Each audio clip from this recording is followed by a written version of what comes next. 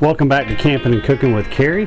It is New Year's Eve and we have decided to cook some nice steaks on the griddle, and I haven't done a steak video yet, and this is an often debated topic on all of the social media griddle groups. You'll have a lot of people that'll tell you, no way, I would never cook a steak on the griddle, it's got to be over charcoal, or I put it in the smoker and then I reverse sear it on the griddle. This is just how I do it, and it has always turned out great for us. So the first thing I'm going to do is I'm going to sear these steaks at a super hot temperature. So right now I've had the griddle up on high heat for several minutes, and I'm going to check and see what it's telling us. So right now it's up 493 is what it says right now. So we've got a hot griddle. I'm sure if I check some different spots I get some different readings, but that's plenty hot enough. I know it's been on very high heat for several minutes. So I already seasoned my steaks, and I keep it really simple. I put just a very thin coat of olive oil on the steaks, kind of rub it in a little bit, and then I put some Blackstone steakhouse seasoning. It's a lot like, you know, many of the other steak seasonings you can buy out there, the Montreal steak seasonings and different kinds, and it's really mostly just salt and pepper, which is why we like it. We like to keep it simple with our steaks. So this is really hot, and I've got the oil down, and we are going to toss these steaks on a high heat. And this is only going to be for a couple of minutes per side, because what we're doing is just searing in to lock in those flavors, and we're not wanting to really do most of the cooking on this high heat.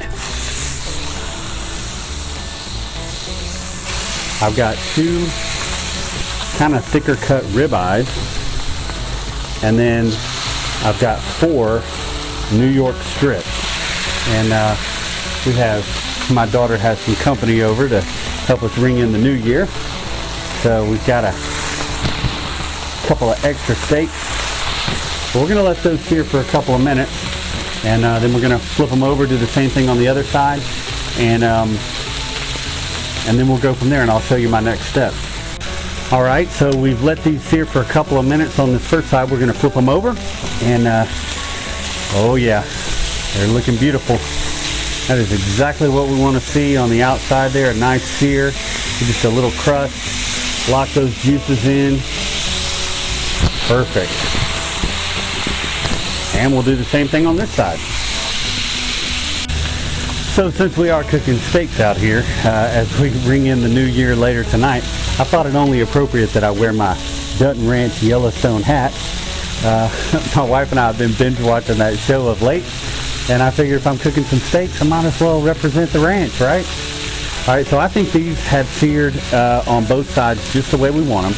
Now here comes the part that I haven't really seen a lot of people do this exact technique, so I just thought this would be a good idea when I first started cooking steaks on the griddle a couple years ago. So I have basically a rack that you can buy that's made for cooling cookies and cooling desserts and cakes and things on the kitchen counter after they come out of the oven. And so I have sprayed this with nonstick spray, and it's been on here heating up this whole time. So basically the thought process is, when I move the steaks over, oh yeah, that looks great. When I move the steaks over to this rack, it gets it off of the surface of the griddle so that it stops searing, but it's close enough to the surface that it will continue to cook from the heat coming off of the surface of the griddle. Will still continue to cook these steaks, and we can keep on going. Alright, so I'm able to fit all of these on this rack. So I'm gonna, this side is on low, by the way, the other side was on high. So I am going to turn this other side down to low now. And basically, now that we've got the steaks on our rack, I'm going to add some butter to each steak, a couple of pads on top of each steak.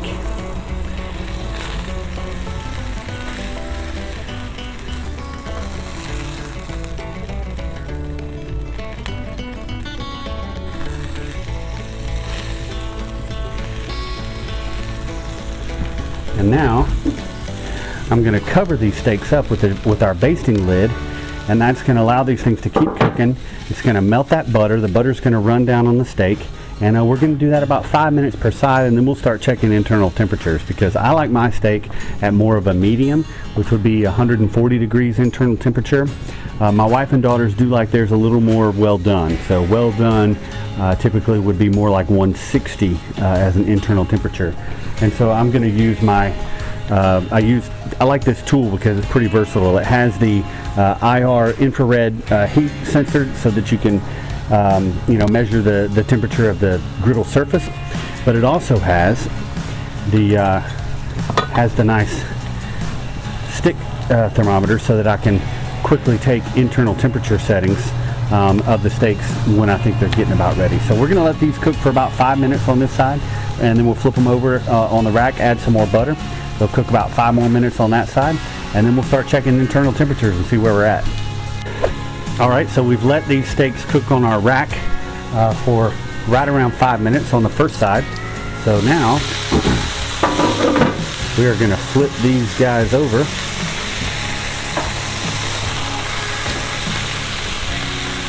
Add some more butter and do it all over again.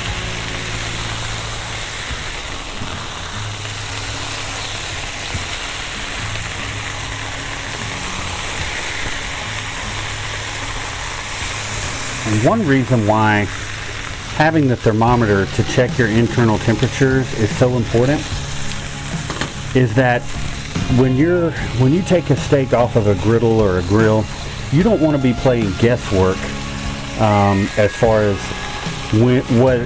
if it's done or not, right? Because you don't want, the worst thing to do is to take a steak off of the grill and immediately have to start chopping into it to see whether or not it's done the way you like it. You don't want to cut into a steak for several minutes after they are removed from the heat, because you want that steak to rest. Because what's happening is when that steak is heated up to several hundred degrees, right, and you take it off of the heat, if you immediately start slicing into it, all those juices and that moisture and water inside that steak is boiling.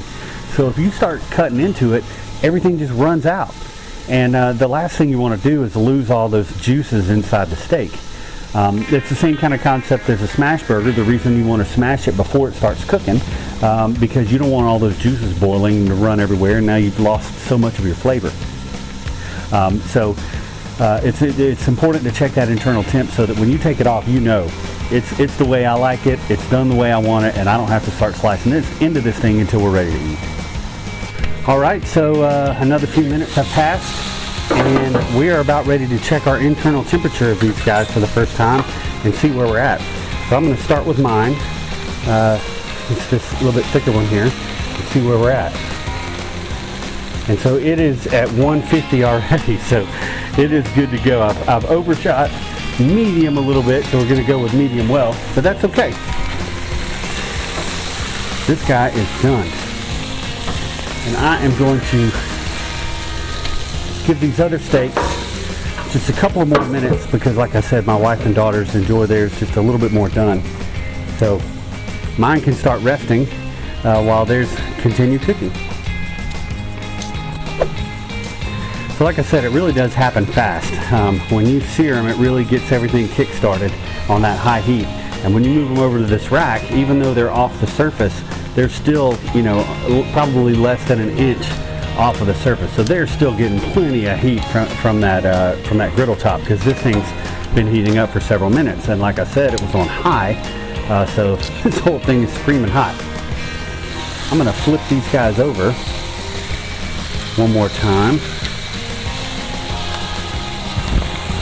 And theirs are not quite as thick as mine, so I'm going to say they're probably ready too. Let's just give it a shot and see where my wife's steak is at.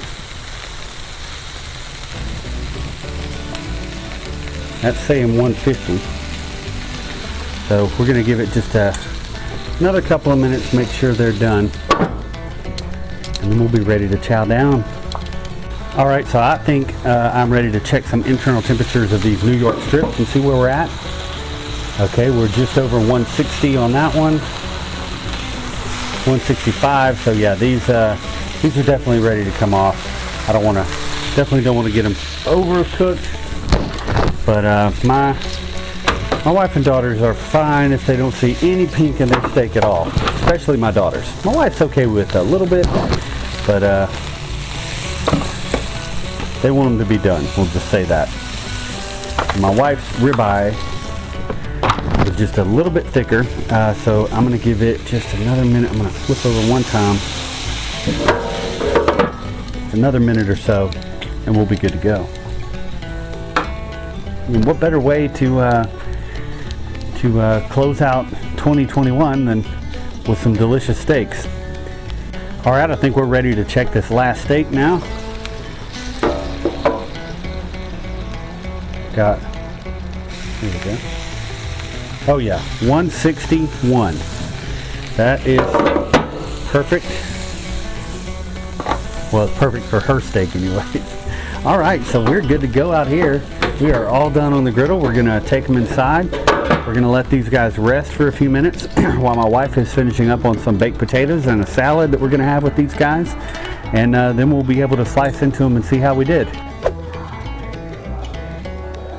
So we've got some baked potatoes. We've got a salad to go with these steaks.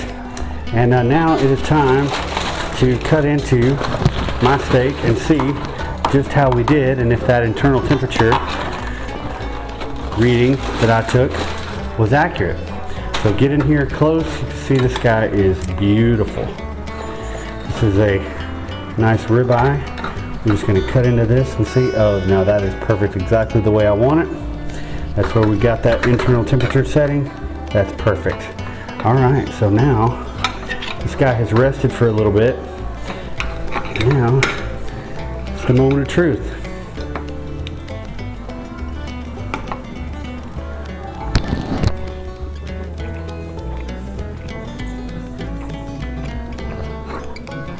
Now that's a good ribeye. Don't let anybody tell you that you can't cook a good ribeye on the griddle.